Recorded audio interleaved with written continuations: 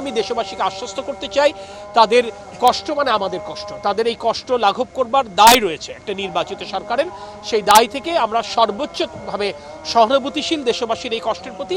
যে ঈদকে সামনে রেখে যারা বাড়ি যেতে চায়, ঈদ যাত্রা নির্বিঘ্ন করবার জন্য অবশ্যই আমরা জ্বালানি সরবরাহ নিরবিচ্ছিন্ন রাখব।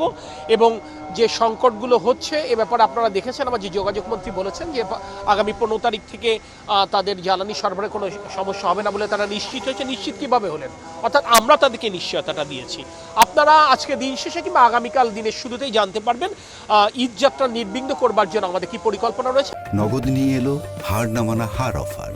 সর্বনিম্ন 10,000 টাকা রেমিটেন্স নগদে পাঠালে থাকছে স্বর্ণের হার জেতার সুযোগ। আমি দেশবাসীকে আশ্বস্ত করতে চাই, তাদের কষ্ট মানে আমাদের কষ্ট, তাদের এই কষ্ট লাঘব করবার দায় রয়েছে একটা নির্বাচিত সরকারের।